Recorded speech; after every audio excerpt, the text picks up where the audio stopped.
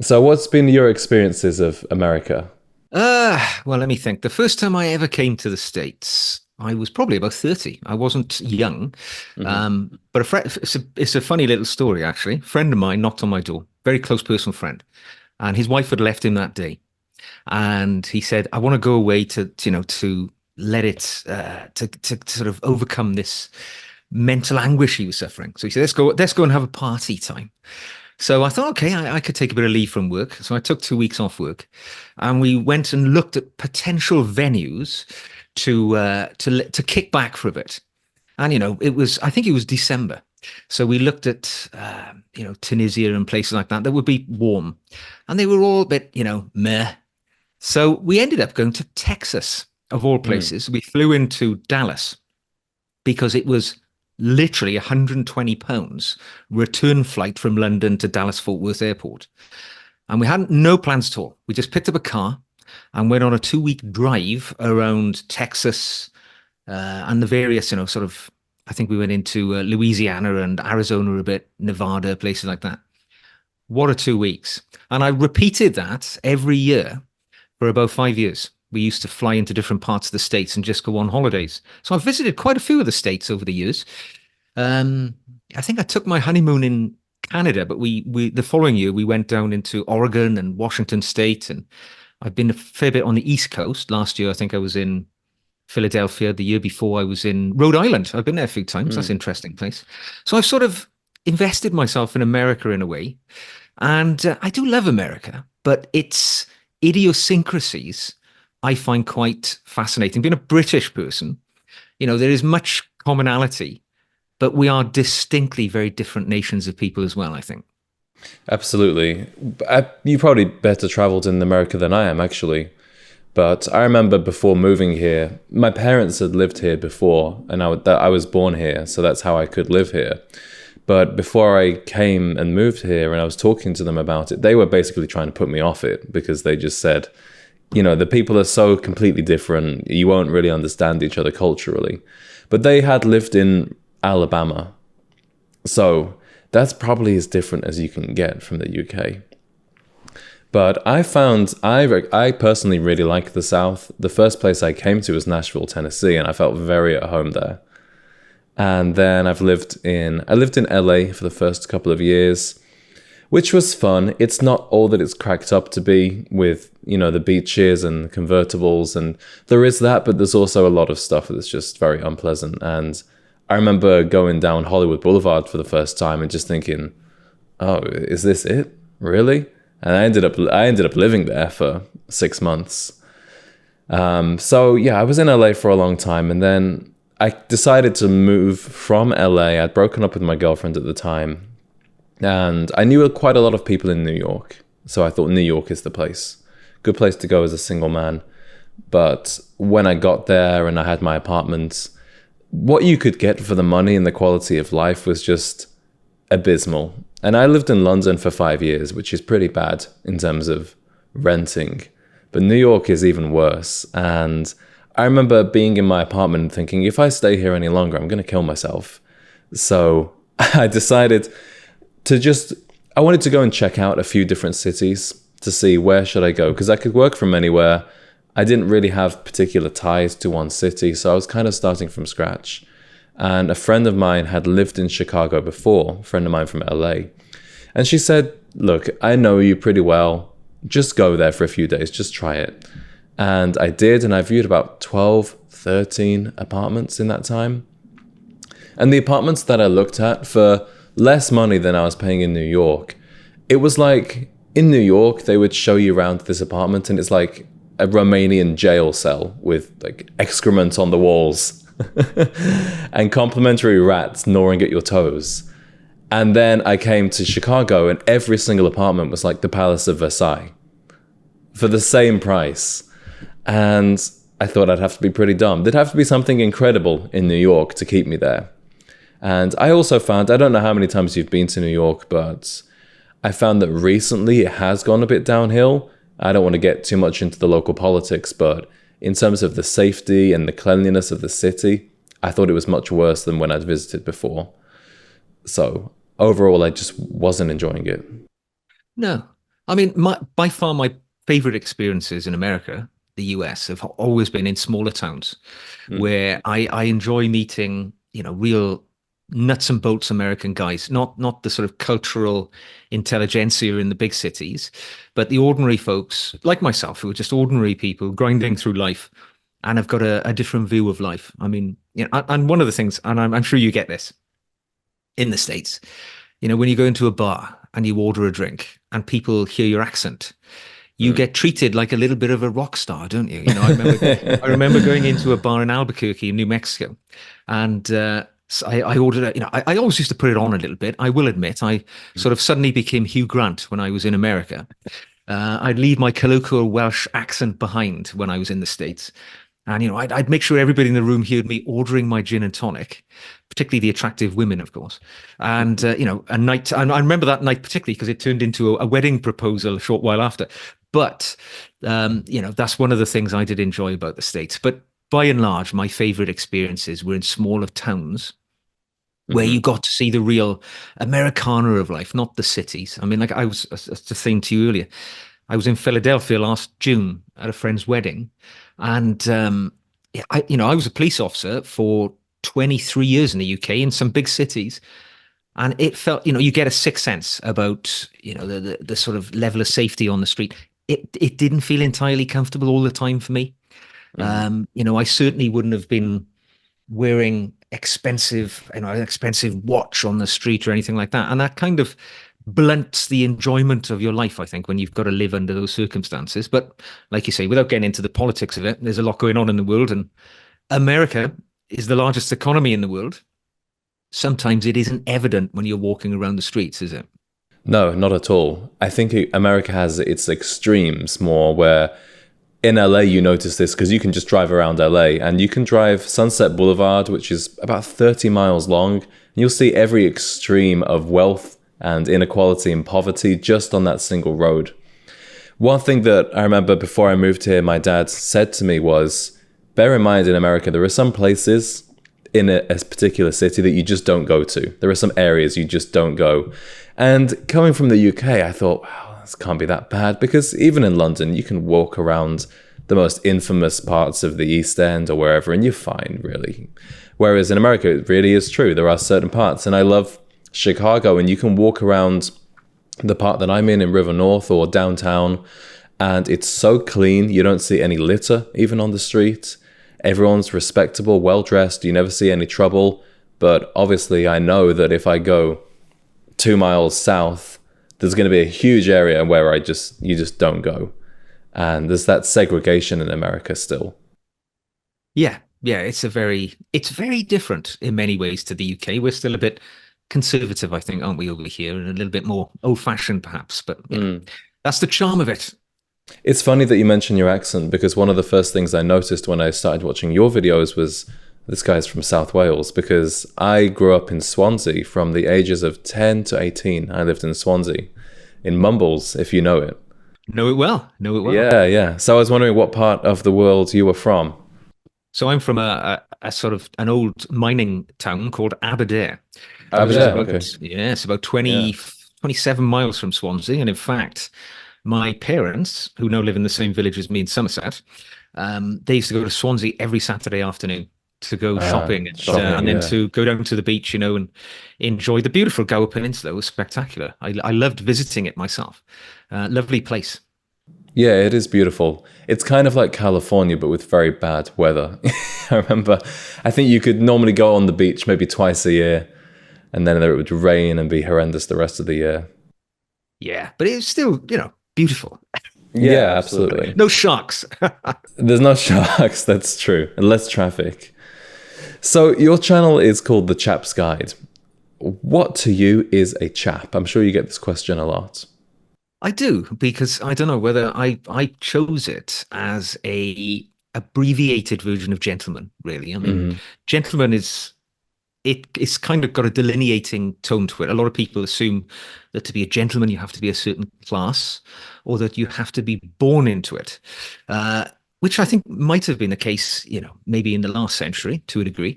But for me, a chap is just a shortened version of gentleman, which is perhaps more accessible to ordinary person. I originally intended the channel to be called the Chap's Guide to Life, but it was a bit long, so I thought I'd call it Chap's Guide. And although I get asked that question a lot, because I don't know if the term chap is equally as sort of used in vernacular as it is in the States as it is here in the UK. Probably not. But that's where I intended it as. So hopefully that's how people receive it. Absolutely, yeah. And where did your original interest in this arena of topics come from? Was it the style first? Was it gentlemanly behavior, grooming? Was there one particular thing that you began with? Well, in general, for me personally, Yeah. I mean, growing up I'm 54, right? So, I'm from an era which there were still well-dressed men around the streets when I was growing up. And my sort of earliest influence would have been my father, who's 93, still lives down the road Oh, from me, still doesn't leave the house without wearing a necktie. All right. So if I really? take him, he Wow. had to stop driving a couple of years ago because his eyesight's deteriorated.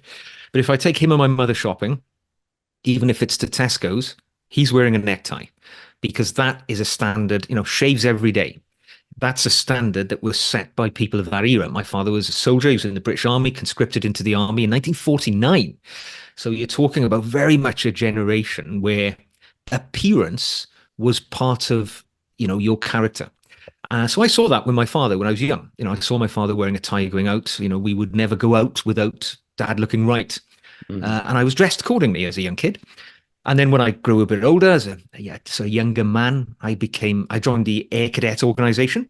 So I was in a youth body which had a uniform.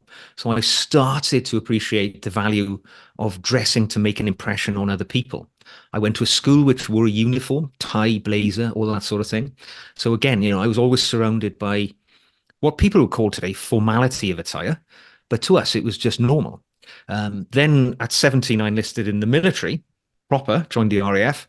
So I was then exposed to the next tier of the importance of dressing well. That your clothing, your uniform, is a representation of the body which you're a part of. So, you dress well because you want your organization to be seen positively by contemporaries or peers or whatever. And within that, your own appearance, then I wouldn't say it's competitive, but if you had the shiniest shoes, the sharpest crease in your trousers, you'd be considered to be a smart airman. It would be reflected on your annual reports. It affects your career. So that's kind of the early life in which I was exposed to the importance of dressing well and the power, I think, which is what I try to sort of convey to people a lot. If you dress well in this modern era in which people do not, you have a minor superpower when you're going for jobs, when you're seeking to get a service from other people. If you're dressed well, you've got an advantage over the people who aren't. And that's kind of the path which I have followed. Hmm. There are very few careers these days in which dressing well is a required part or even seen as something that would improve your career. Because I remember thinking as a young man, well, I don't really want to wear sweatpants to work like I see the people in advertising do, or even journalists dress like crap for a large part. But there aren't many careers aside from law, maybe being a doctor, where a suit and a tie is kind of the uniform still. Aside from the military, because I've noticed that a lot of people who are into this genre of YouTube that we make are from the military. I'd say there's quite a high proportion of ex-military people who are interested in this. And it makes sense when you explain about the crease in the trousers and the shininess of the shoes, why they still have that interest and they've carried it over to civilian life. Oh no, you're right. I mean, even in my career, I mean, I was in the military for 10 years. When I joined, we wore, a full blue uniform with a collar and black tie. That was your daily working wear. Today, people in the military wear just combat garments because my job today, Mm. I work for a military charity and I deliver well-being training to serving as well as veteran military personnel. So I go on military camps. I meet personnel today and they're just wearing, effectively combat jackets. They don't even have to shave anymore. All of the British forces now, the Army, the Navy, and the Air Force, they can have facial hair. So Hmm. when I was in the military, everybody was shaven. Right. I joined the police, after I left the military, I joined the British Police Service. And when I joined the police service, we wore a white shirt, black tie. It was quite a formal uniform we had. Today, cops wear wicking, sort of sweat-proof sort of clothing, underbody armor. They wear cargo trousers. There's none of the formality, even in professions in the past in which, clothing and appearance was very important. So the degradation of or the sort of increase of casuality in men's style, I think has hit its zenith. I mean, it can't go any lower, because how else can you become more casual than people are to this day? There's no lesser way of dressing that you can employ. So I hope, I sincerely believe, and speaking to people, particularly in London and places like that, in Savile Row, you get the sense that they believe there's a bounce. When you've hit the bottom, you'll bounce upwards. And people tended to dress casually because they liked the fact it made them look different. In professions, like the tech industry was the first to do it, I think. People would previously, in sort of C-suite jobs, would have worn collar and tie, good bespoke suit, whatever. But then Steve Jobs kicked it off and started sort of dressing less formally. And of course, their, acolytes followed, and then it got lower and lower and lower. But then, of course, when everybody's dressed casually, how do you stand out from the crowd? And you start going the other way. And I think that's what we will start to see in the coming generation. It's taken a generation to get this low. I think it'll take a generation, and it'll never return to men wearing bowler hats and things like that. But I definitely think that there is a bounce back coming. Yeah, it only takes one thought leader to spin the wheel one way, and it only takes another one now to spin it the other way.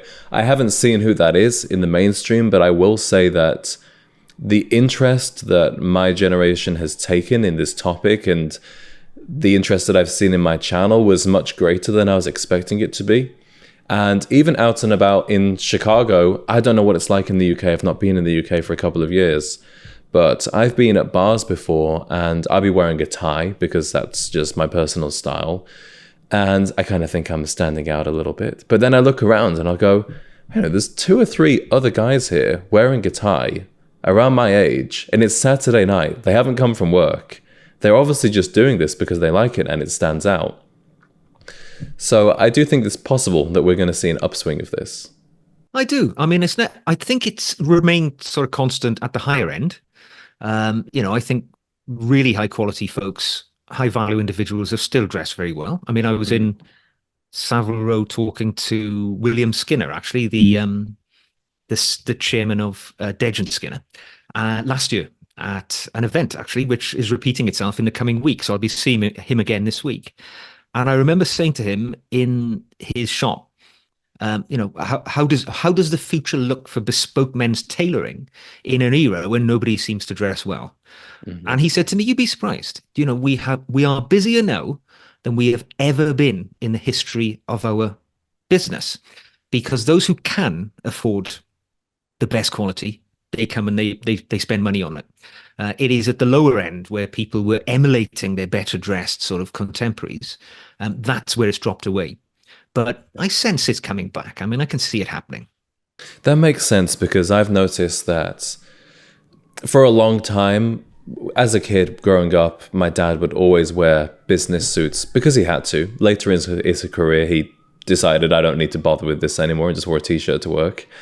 But I noticed that you could probably have a better insight on this than I.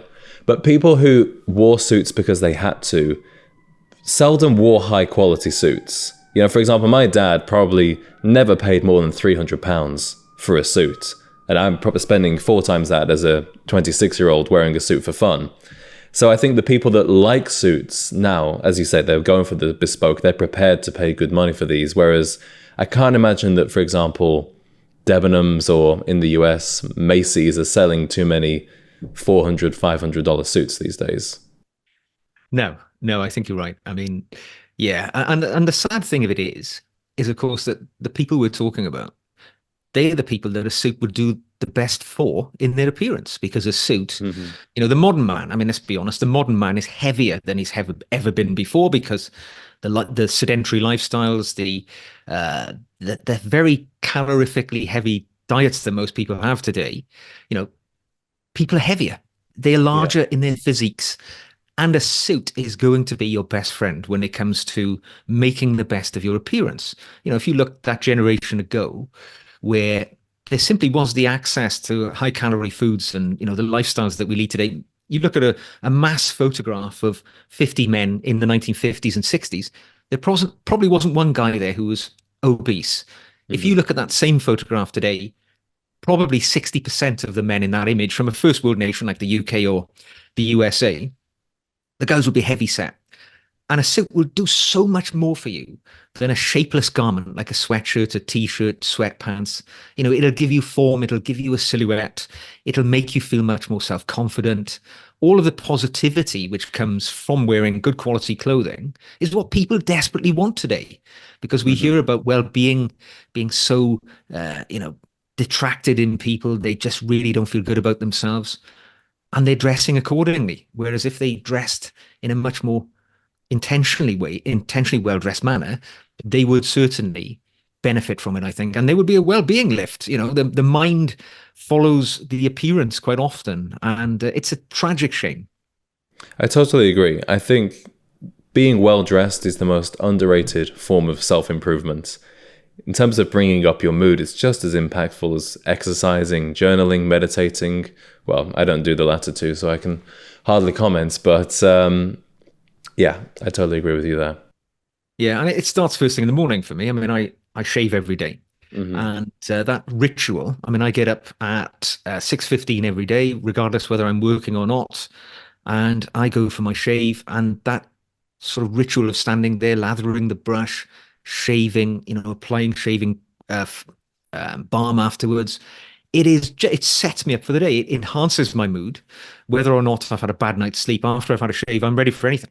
Hmm. So, and that's where the day begins. Then you get dressed and it's like putting on your suit of armor for the day ahead, isn't it? There's nothing more satisfying than that. Absolutely. Perhaps you have more insight on this than I do, but I imagine that in the military, the reason that it was so encouraged to have such an impeccable appearance was because they realized the mental benefits that would have on you. Yeah, yeah. I mean, I read a very interesting biography just the other day about an old British general, a chap called Brian Horrocks, who was quite a significant leader in the Second World War, and he was writing about his earlier stage of his career, where he talked about when he first took over a large body of men. So he was a battalion commander, a colonel in rank, and he was responsible for about 600 to 800 men. And he said one of the first things he did was crack down on the fact that their appearance was shoddy. And he insisted that his men shaved every day. And the Mhm. reason for it was because he said, when you're in a battle, you can't get sleep. It's the most difficult thing to achieve in a combat situation. And what he said, if you shave, it has the invigorating effect of having about 2 hours sleep. The hot water on your skin, the shaving foam, everything like that. And he insisted his men did that because if you can't sleep, at least having a good shave perks you up, gets you ready for whatever you've got to face in the day. And I absolutely subscribe to that ideology. And the military kind of embeds within you. It's a sense of self-discipline, really. I mean, only in basic training do they do it. You're not under sort of horrific discipline on a daily basis.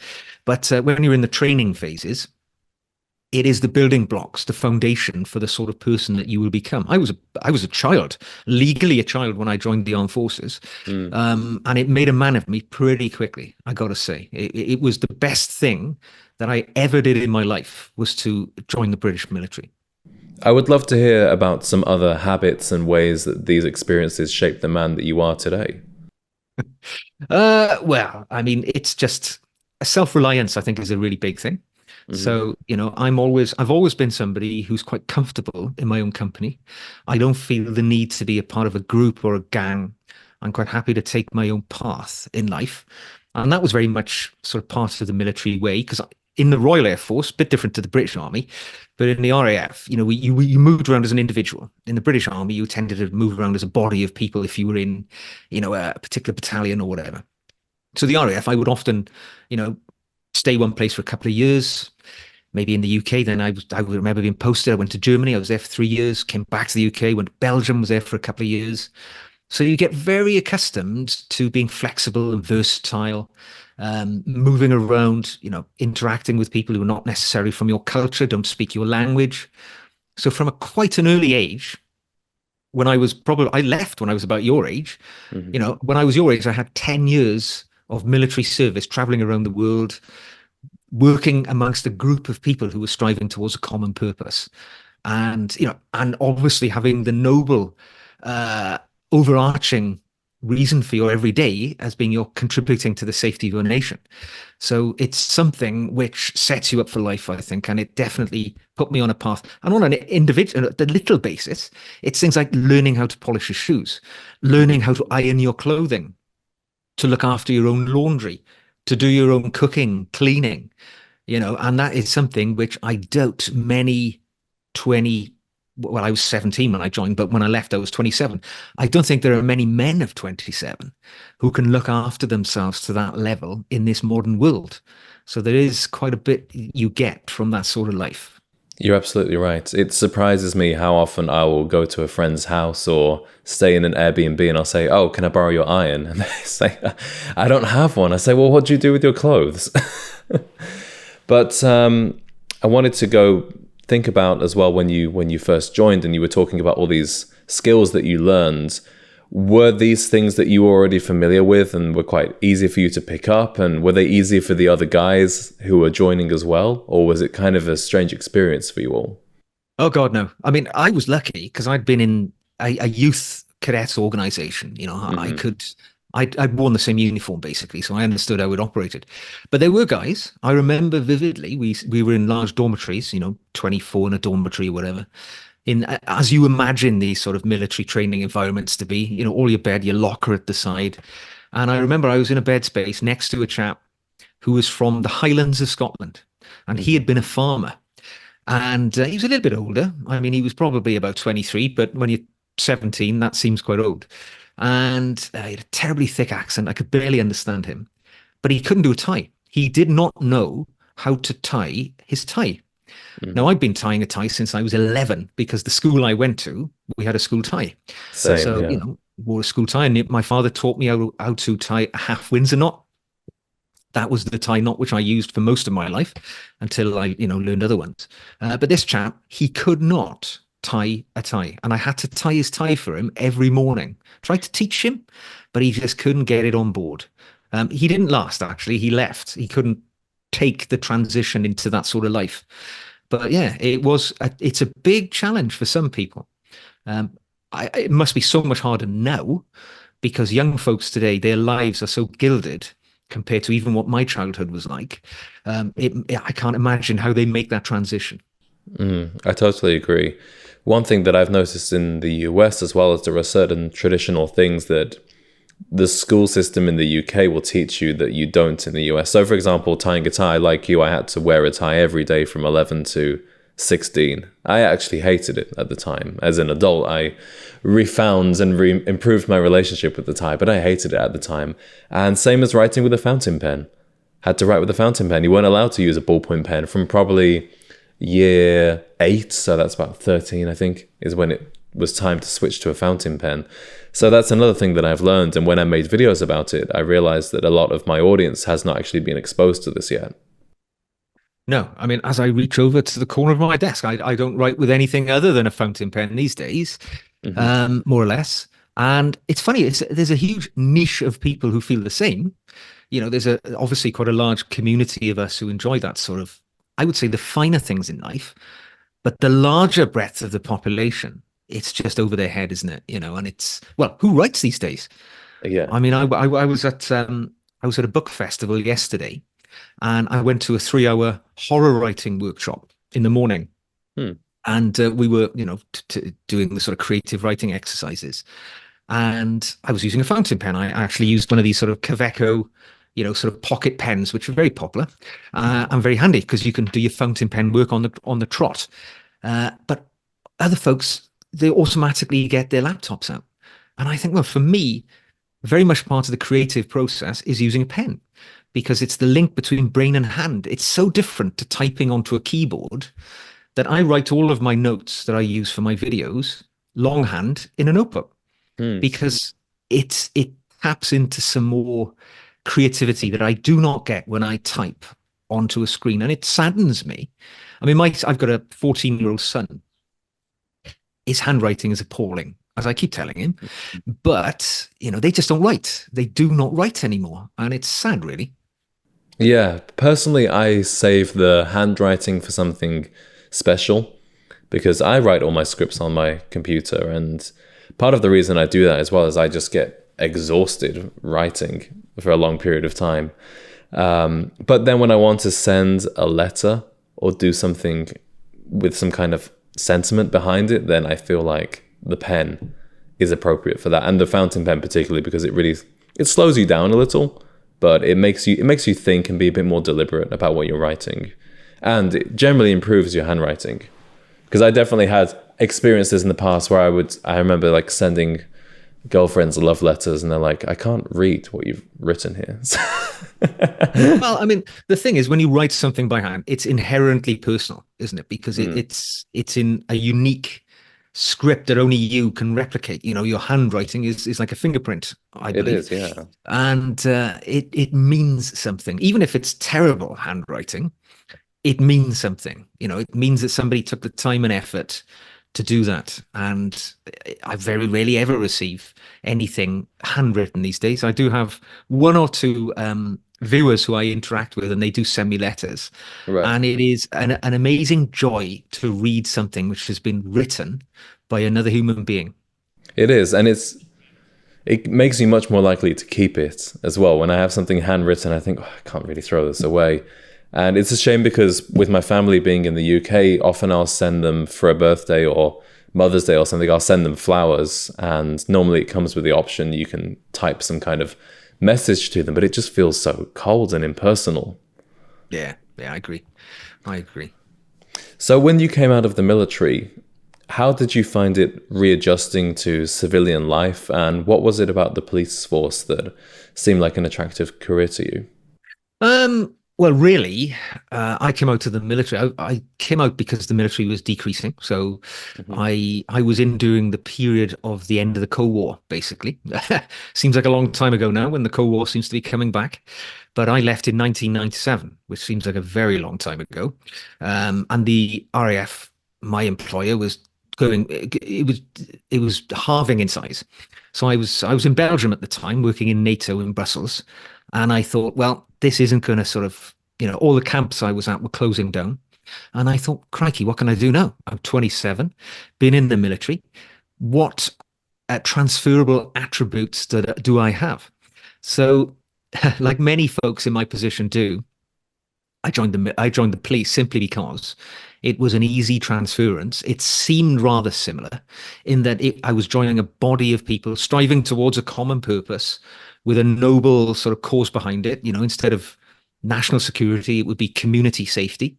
And I thought there were many of the skills which I had which were transferable. It wasn't true. I don't think, the military prepares you for law enforcement, and I could transfer my pension as well, which was quite handy. So simple things like that, really. It wasn't, it's not the best job in the world, law enforcement. I enjoyed it. I had a very interesting career. I was a detective for a number of years and worked in other fields. And it stretched me as a person and grew my personality and capability as a man. And I saw things which, nobody would want to see. But I've got a son and I wouldn't want him to go into law enforcement because who needs that trauma? Every day is the people that you meet. It's the worst day of their lives. They've either been the victim of a crime or you're telling them some incredibly bad news. And I was lucky. I'm very mentally strong. I never had any sort of mental health problems as a consequence of my job.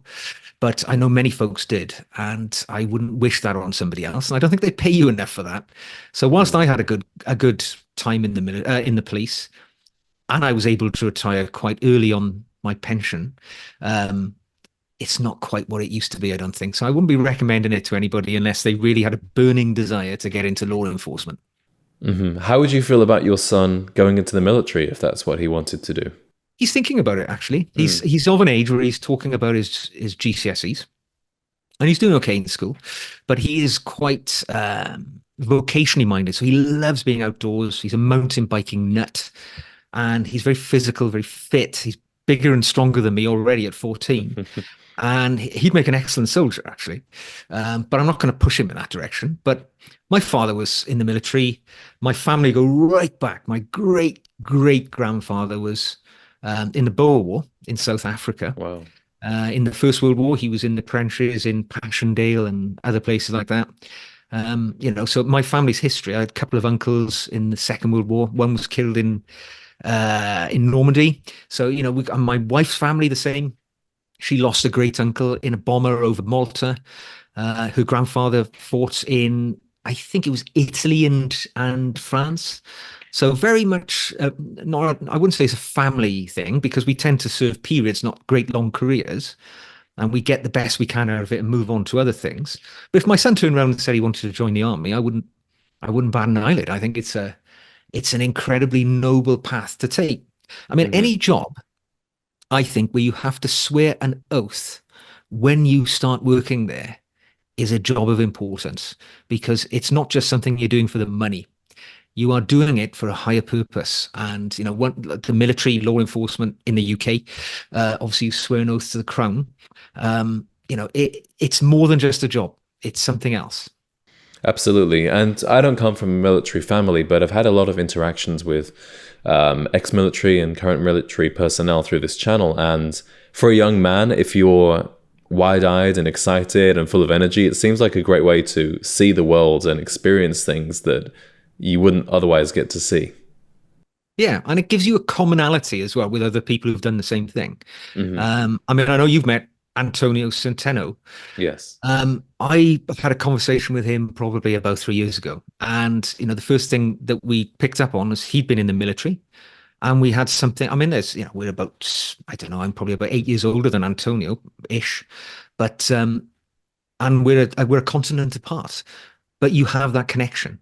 Last Sunday, I was in London, actually, up at, what they call Cavalry Sunday. I've been invited to an event where the cavalry of the British Army have an annual memorial parade. And I was sat amongst all these sort of old soldiers, RAF guy, obviously wearing my RAF regimental tie. So I was a bit of an interloper, but you get chatting to the folks, and, they start telling you their war stories. And it feels like a real privilege to be in the brotherhood, to be, even though they take the rip out of my branch because it was their party. But, it's something which it's like a club that you've joined, which is with you for life.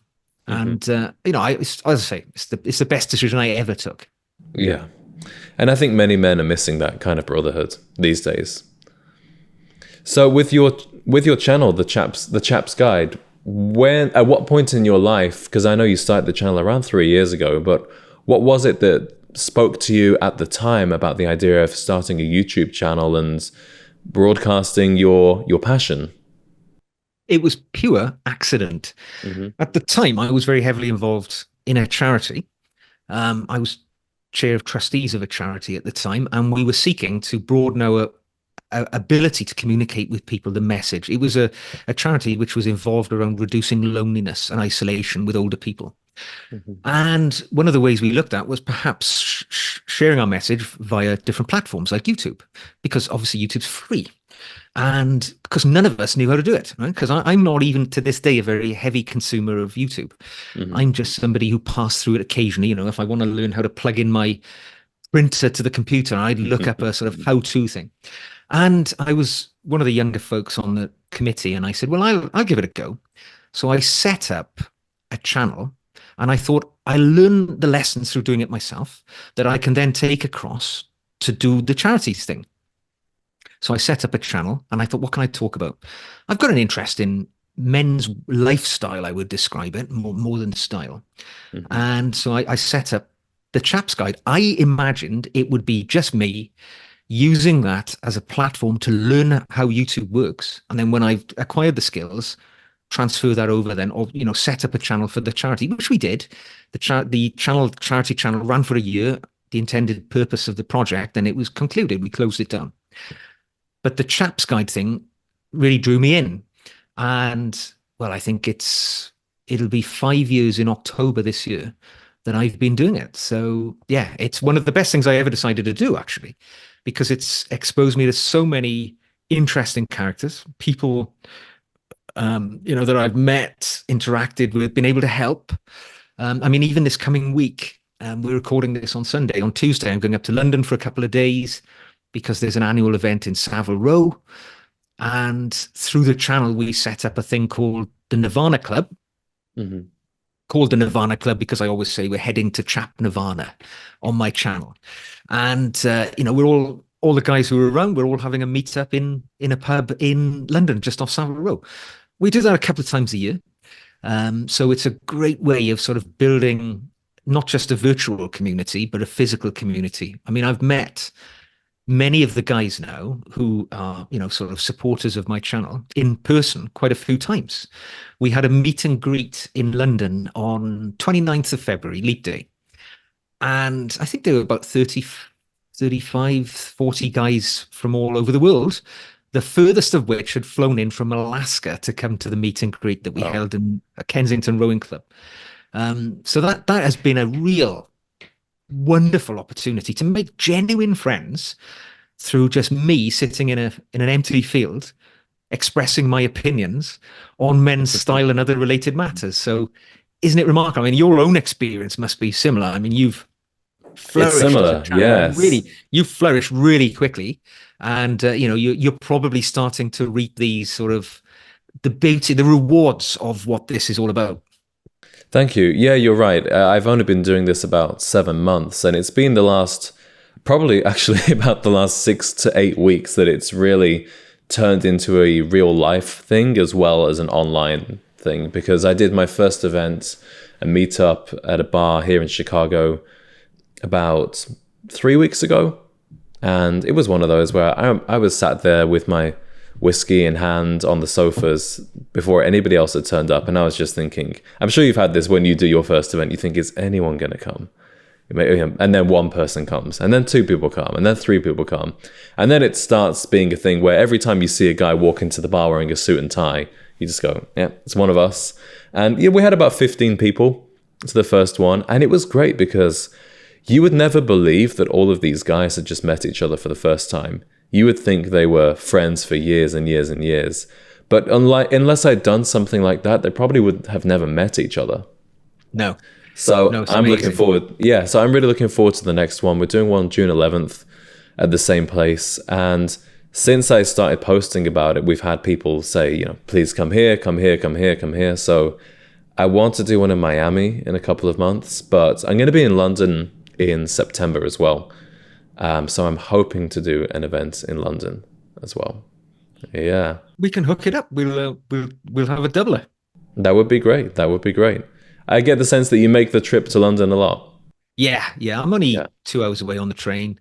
And another one of the benefits of being ex-military is there's a club called the Union Jack Club in London, which you can I stay know at. it. I know it well, actually. I spend a lot of time there. I was there last weekend. I'm there day after tomorrow. So it's quite cheap, quite centrally located, and it's a lovely little place. So but I love going up to London. I used to live quite close to there because I lived in London Bridge on the South Bank. And my very first job was at a photographer's studio, and they used to actually hire out the Union Jack Club. They used to hire out conference rooms and stuff like that. So yeah, I know it pretty well. It's but great. my experience of London was a while ago. And at the time I was either a student or just recently not a student. So I was pretty much broke the entire time I lived in London. So it would be cool to go back and have a slightly different experience because I was only window shopping on Savile Row and I was not really eating at any restaurants back then. So it's going to be cool to go back to my old home and see a slightly different side to it. It is. I mean, like any big city, I mean, even the best city in the world. I think London is probably a contender for that title, to be honest. But, even the best city in the world, it's not much fun unless you've got any money. And like you talk about New York, London's very similar. I mean, if you're broke, you're not going to have a particularly great experience in London. You've got to, enjoy it. And I mean, I just love it. Saying that, though, you can walk around the streets and it's like being in the world's biggest open air museum. because every corner you turn, there's a monument or there's a statue or a free museum. You know, this is the beauty of the UK again, free national museums.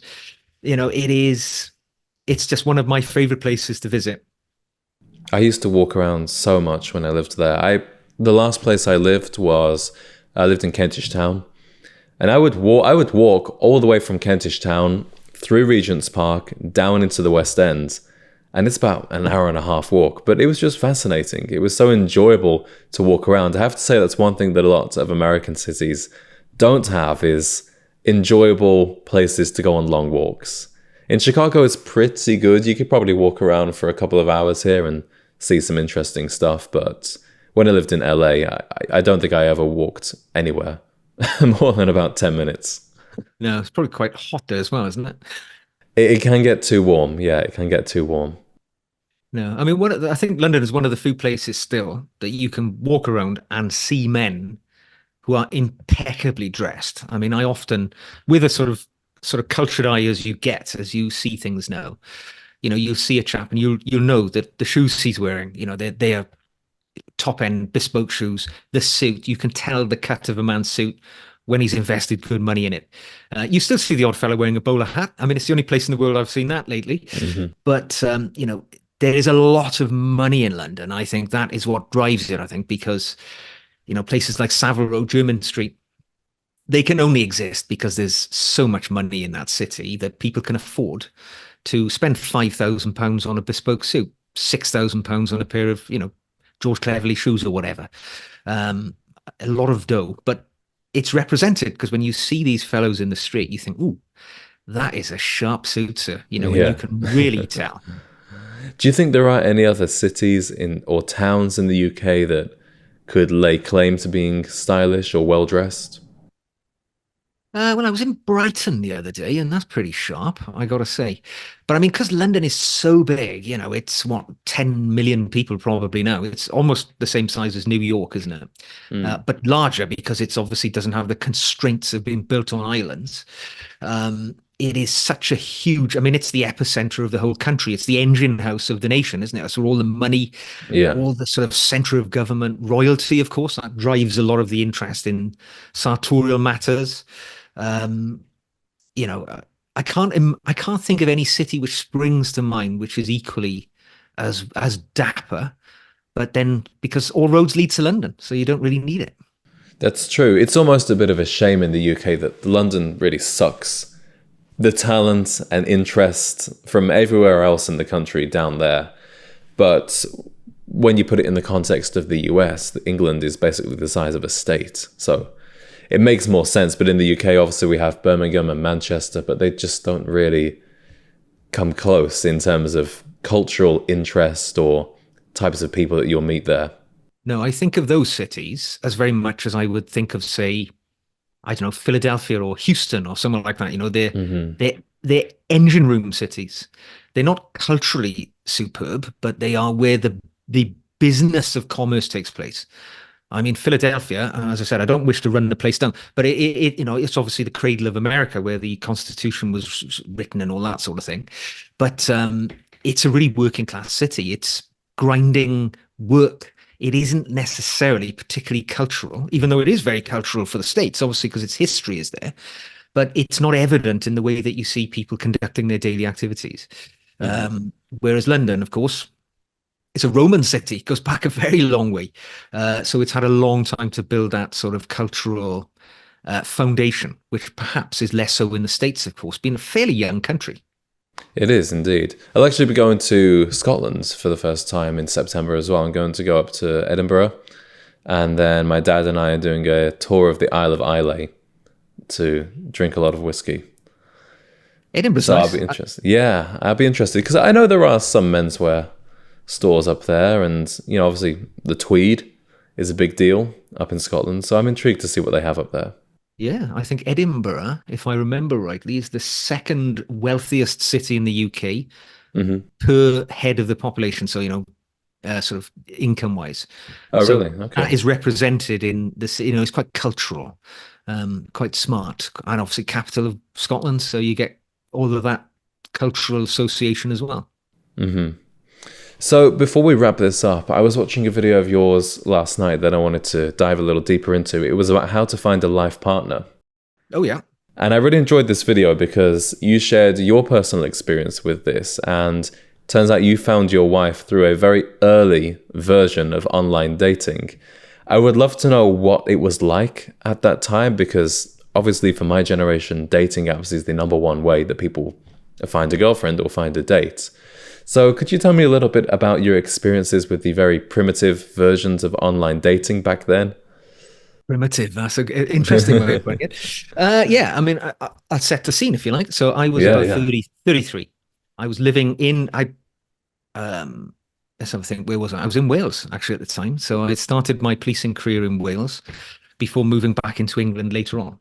And I bought a home, I settled down, had a cat, I had the full Monty, but I didn't have a life partner. Had a few girlfriends, but never, I'd lived with people, but I'd never taken the next step. But I'd been single for a while since I'd started my new career in law enforcement. And the town I'd moved to was relatively small, not particularly big. And as I was in my 30s, the cohort of my potential partners in that community was very limited. Now, you might think I'm taking a clinical approach to this, right? Love is something that just happens, doesn't it? I don't believe it does at all. All right. This is very much the calculated approach to life here.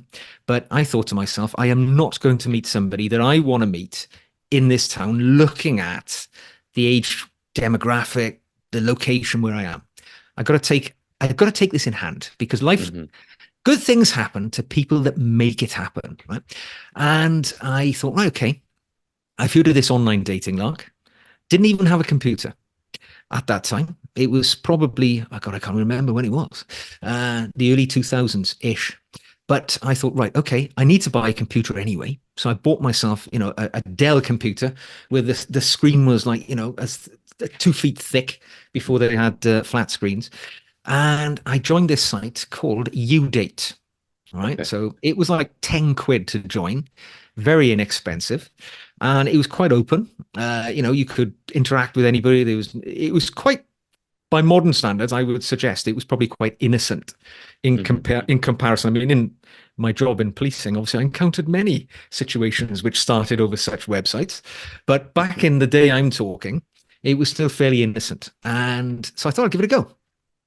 Uploaded a profile, interacted with a number of ladies, and I arranged two dates, one day after the other. This was my sort of entry into the digital dating world. I'd interacted with both of these girls a few times. They were within my sort of acceptable profile. Again, I'm not trying to sort of, make this sort of clinical, but they were the right age category. They didn't have children. They were what I was looking for, right, at that stage of my life. The first date I went on, I met the girl in a sort of convenient town between both of our locations. We went for a meal. I got to be honest, I was really nervous. Something I'd never done before. Met a total stranger. Normally you'd have met them beforehand, even if you met them when you were half drunk in a pub and arranged to meet them afterwards. But meeting a total stranger is quite a big step. It felt like, for me anyway. As you say, people probably think this is normal today. But I met this girl. We sat down. We had a meal. The sort of conversation flowed rather well. I mean, the punchline is I married that girl. Right. There was a second date, and we were married. We have been married for 17 years yesterday. Our anniversary was yesterday. Congratulations. Thank you. The second date I went on was the opposite type of this thing. So this particular girl, she'd looked quite sporty. She sent me photographs of herself wearing wetsuits, diving, very sort of athletic looking, which was what I followed in my life. I was very much an outdoor active person. I arranged to meet her in Cardiff, actually, capital city of Wales, as you know. And this girl turned up, and she'd been a bit disingenuous in her way of describing herself, because she was considerably larger than the photographs that she had sent me. I would argue perhaps it might have been an entirely different person, but they were certainly taken a few years beforehand, and she had found her way to the pie shop between then and now. And she didn't conduct herself in a particularly merit-worthy way, which was not something which endeared her to me. So it was clear within sort of 20 minutes that this was going to be a very short-lived friendship. But I was the gentleman. I paid for the meal. I did everything that Yes. we were expected to do. I was quite pleasant and we parted our ways. But yes, so after that state, I thought, I don't know if this is for me, meeting these Mm. random strangers like this. As it happened, my wife, now Rachel, she contacted me and said, "Do you want to go out on a second date?" And then it went from there. If that hadn't happened, I don't know. I don't know whether I'd have continued down that path. Right. But yeah, it was different times, much more innocent, I think. Well, I always tell guys to, if you have a bad experience, you just have to brush yourself off and get back in there, because there's always going to be people who, even, I've been on dates and I've never had any horror stories like your one, but I've had plenty of dates where within the first 2 minutes, I think, this isn't really going anywhere, and then you sit through the entire meal and spend $250 on dinner and everything. But, I still have a nice time, but I immediately know that I'm not really going to be attracted to this person. So, are you single or attached? Yeah, I'm single. Yeah. So, do you use online dating as your mechanism to meet? I do. I use two apps. I use Tinder and Bumble. Bumble I found to be the better one of the two. There's so many apps out there that it can become. It's a little bit too much time, really. It takes a lot of time to manage this. It's not really something you can delegate to somebody either. So I'll pay you $20 an hour to swipe for me. But I'm curious, how do American women react to your Britishness? Good is the short answer. Good, yeah. It's probably better than being in the UK. Definitely. Yeah, unless unless they've had a bad experience with a British guy before, then they just hate all British guys. Well, they kind of got this romantic view of Brits, don't they? They do, yeah. It probably isn't true, but No. yeah. It's not true, but I'm fine with that.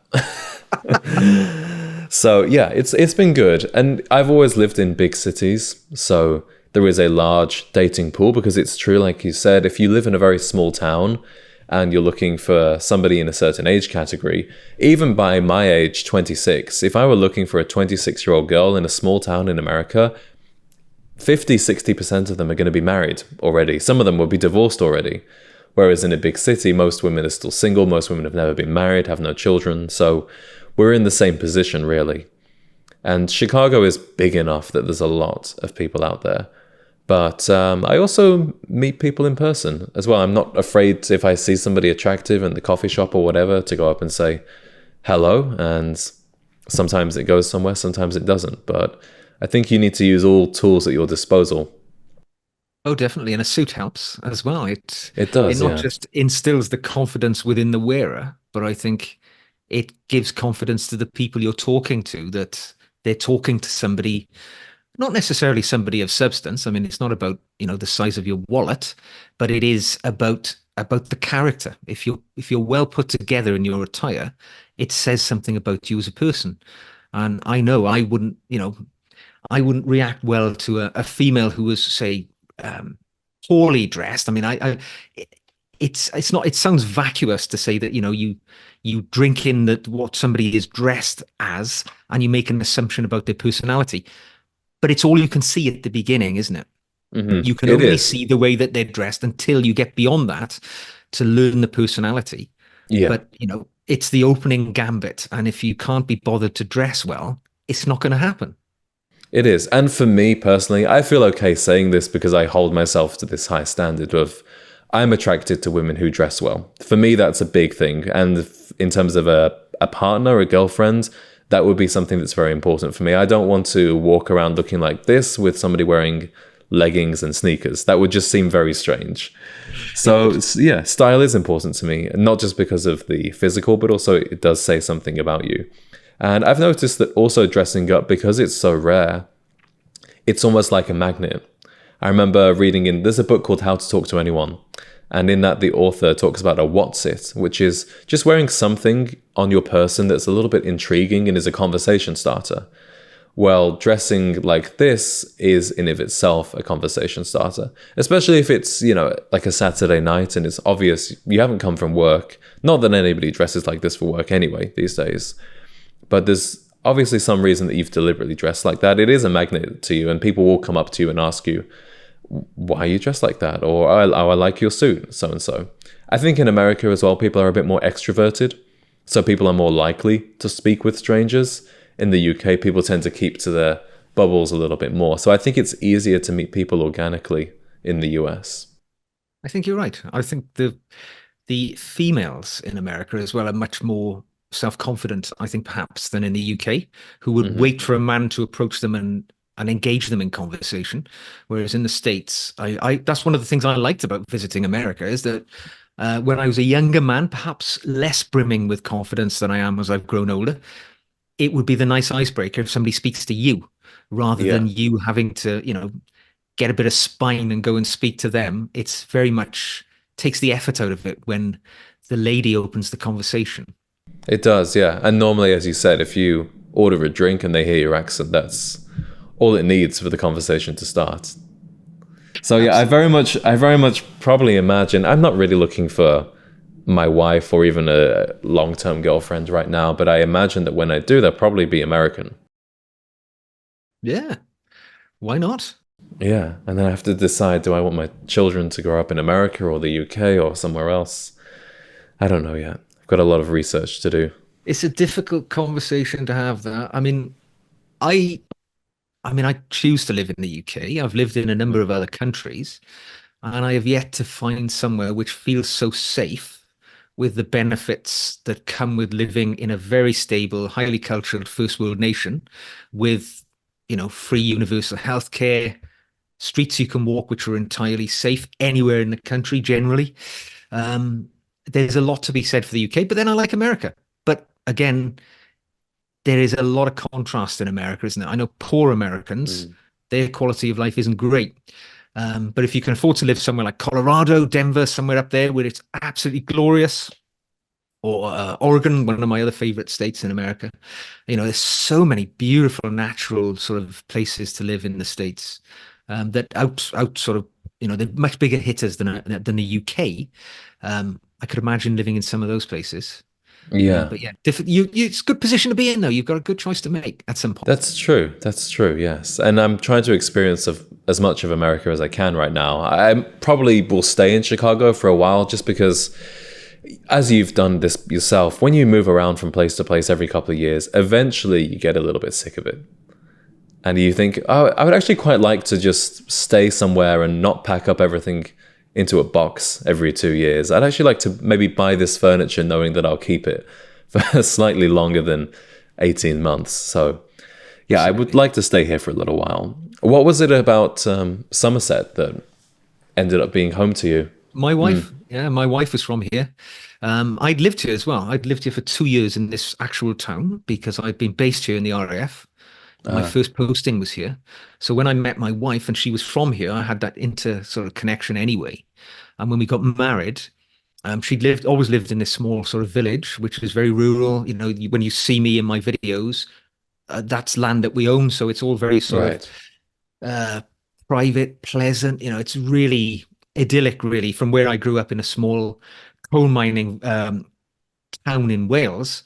This is the sort of exact opposite of it in many respects.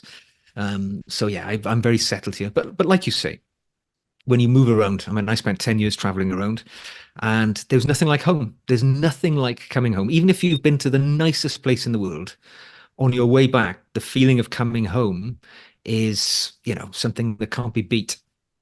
Yeah, I'm trying to create that for myself, really, because my parents, they actually live in Spain now, as many people of their age from the UK do. So my sense of home is a little bit more of a feeling than a particular place, because obviously I don't go back to my childhood home, and the place that they live now, I never lived there myself. And my family is quite small. I have a grandma, she's 94, still going. But apart from her, I don't have too much family connections in the UK. So I'm trying to make it as much as possible in the US to be my home. being a noble, sort of a global nomad. You've got a lot of, and Yeah. of course, the States is an interest because it's, as you say, it's like 50 separate countries all stuck together, really, isn't it? I mean, Hmm. I was never, always deeply surprised when you go from the sort of East Coast to the West Coast to the sort of central states where they're not glamorous at all. The places that nobody ever goes to, they were some of my favorite trips. Places like New Mexico, it's not really on the beaten path for tourists, but actually I had some wonderful times there because it wasn't on the beaten path for tourists and you could see a bit of real Americana. Those are the places I really enjoyed, not so much the big cities, Hmm. not at all, but you've got a lot of time to play with. Yeah, that's true. A road trip is definitely on the agenda whenever I get the time. The problem with having a YouTube channel, as I'm sure you know, is it becomes a bit of a second job. It does. It does. I mean, to be honest, for me, it started off as a minor hobby. Yeah. Now, I work part-time, so I'm semi-retired. I've got Okay. I work for two charities. So Sure. I sort of work for two military charities. And next year, I'm thinking about knocking that down just to one because the YouTube thing, although it's not financially lucrative, I mean, nobody can make a living out of it unless you're like Antonio. I know he employs like 12 people, doesn't he? Sort of writing his comments for him. But for people at my level, and you're going to way surpass where I am. I mean, you'll be up in the hundreds of thousands soon. I'm sure you will, with the audiences sort of you're playing to. But it's a little bit of fun. But now I'm coming to a point where I enjoy the fun. I enjoy investing my time in it. And like yourself, you've probably found this when you're researching a subject for something that you're going to talk about. And if you want to talk about it with conviction and genuine knowledge, you've got to sort of do that. You've got to invest your time in it. I'm learning things now at this stage of my life that I'd never known before. Mm. And it's deeply enriching and enjoyable. So it's given me more than I've ever given to it. I would say YouTube. It's such a positive way to spend your time. I completely agree. It's definitely upgraded my lifestyle and my own mindset in ways that I never would have done before. Because, as you said, not only do you have to research it and make something interesting for people to watch, but you also have to live the life. And when I look back at my oldest videos, which I hope nobody does, but even though it's only 7 months ago, I look at them and think, wow, I'm like a completely different person back then. And I wouldn't have changed so much if it weren't for this channel, because it's like a very publicly accountable type of growth. It's like, you ever been in those gyms where the treadmills are against the window and people are walking past you on the street? It's like that. It's like having somebody watching you do things at all times. And obviously you're watching yourself as well, and you improve your speaking skills and your presentation. So it's been incredibly valuable to me. I mean, it's the best thing I've ever done, personally. This, moving to America and doing this, are the two things that I'm so happy that I actually decided to do one day. Well, I'm sure you're only in the infancy of your growth on YouTube because I think you've got quite a remarkable future ahead of you. I mean, I'm an old dude who's fading away, really, but you're a young guy who's got the future because I think YouTube is only in its beginning. I mean, it's never going to decrease from the stage it's at now. It's going to become more and more popular. It's outlasted anything anywhere near it. So, you've staged a good foothold. You're going to go on to great things. I mean, if you look at Antonio and the guys who were there at the very beginning, who've got millions of subscribers today, I'm sure the ceiling of your future is limitless. It depends on how much effort you want to put into it. Oh, thank you very much, Ash. I hope you're right. But it's been a lot of fun so far. And as I'm sure you know, it's very rewarding as well when you read the comments or emails from people, or for me, a lot of Instagram messages just explaining that your channel has helped them. And it's something that sometimes when you make the videos, you don't realize that people really watch them. Even though you see the views, you don't really think about, oh, imagine there's an audience of 10,000 people looking at this. And then when you receive a personal message, it reminds me, not only do I do this for fun, but it reminds me I'm actually doing something quite good here. Oh yeah, it keeps you accountable, doesn't it? I mean, It does indeed. About a year ago, I kind of pivoted a bit away from style, Mm. and I started talking more about well-being. So what I would describe as lifestyle stuff these days. talking about managing stress, because it is something I do in my day job. It's something, I'm a well-being trainer, so I feel sort of Right. semi-qualified to talk about it. But uh, I talk about the things that I've done in my life to make my life a more enjoyable journey. And as you say, you will get a message from somebody who will blurt something out that, something they took a kernel of what you said and they were able to make their lives a little better. And you think, oh, it was a throwaway comment for me, but actually it was something significant to another person. And it does give you a sort of warm, fuzzy feeling that you're doing something constructive. It's not, just bluff, is it? It's something which can be valuable.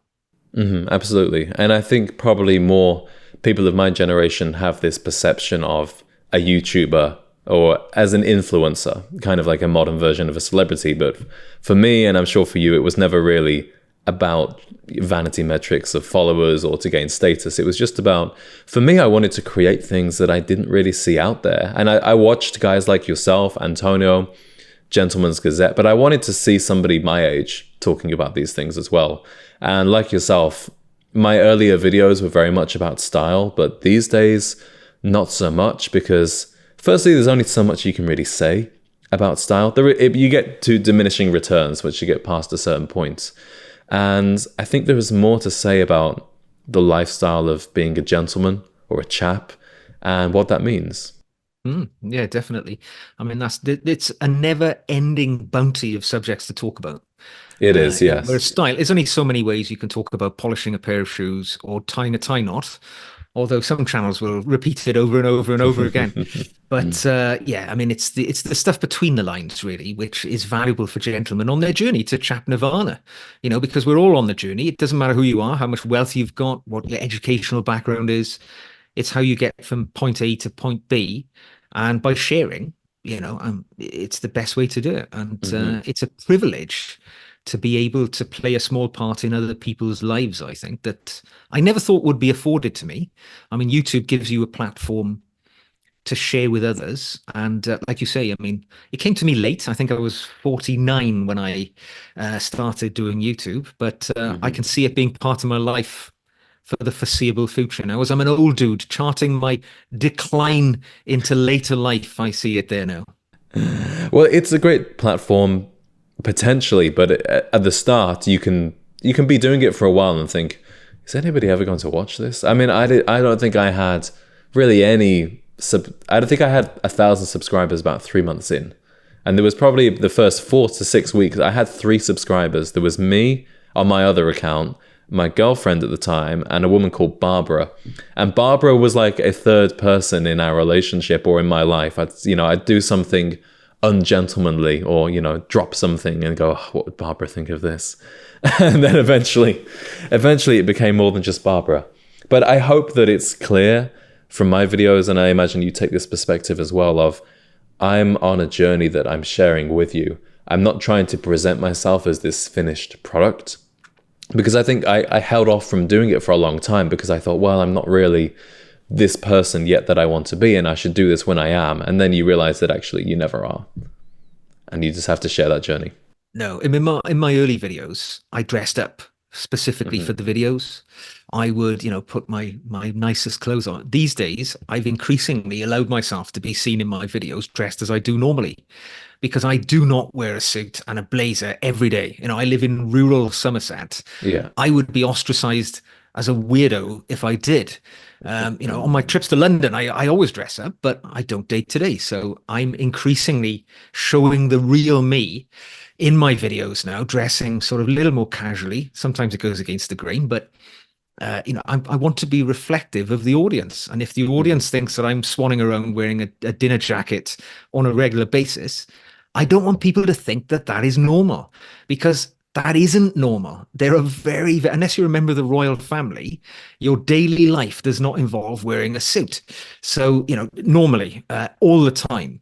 So I'm trying to be a little bit more reflective. I mean, I do admit every so often, I was in London last week and I was walking across Hyde Park. Thank God I was wearing a suit. But a chap came bounding up to me and he said, "Oh, Ash, I watched your channel." And shook my hand Yeah. and that sort of thing. It happens very, very rarely. But I thought, oh, thank God I was dressed well, because I'd hate to let Yeah. the sort of image slip. It's happened to me the first time somebody recognized me from my channel. This was very early on. I only had about 6,000 subscribers, but I was in the gym. I was at LA Fitness, and I try and do an elegant version of gym attire, but it's never going to be the thing that you really want to be seen in.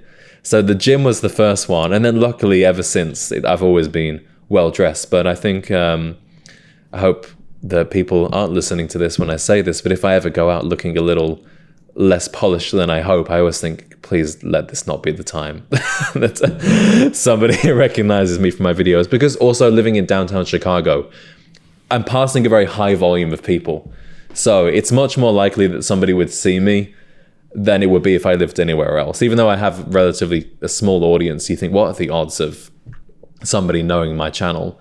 But it does happen, and it's always very strange when it does. Yeah. Does, yeah. I dread to think what it must be like for the guys who've got 2 and 3 million subscribers. It must be quite daunting leaving the house. It is, but it's a good kind of fame at that level, because generally the only people that know you are fans of yours. It's not like your face is plastered over the sun every other week, and half the people that see you shout obscenities on the street. Generally, people who recognize you are going to actually want to shake your hand and get a photo. So absolutely, there are much worse ways to be well known. Indeed. Well, Ash, I really enjoyed talking with you. It's been an absolute pleasure to get to know the story of your life, your perspective on being a gentleman or a chap, and a little bit of information about the world of dating as well. Well, I do my best to share news.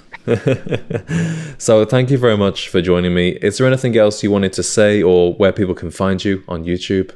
No, truly, James, it's been a pleasure to meet you. I know you're sort of younger than half my age, but it's great to see a younger fellow who has the sensibilities and the sort of mindset, which for me ensures that the chap ideology will go forward.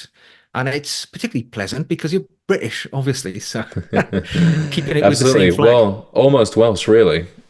Absolutely. Yeah. Even better. Yeah. God's country. But no, I mean, if any guys want to pop over and see me at the Chap's Guide, I'll entertain you with my style of, the gentleman's journey through life. But thanks for having me on. It's been a pleasure.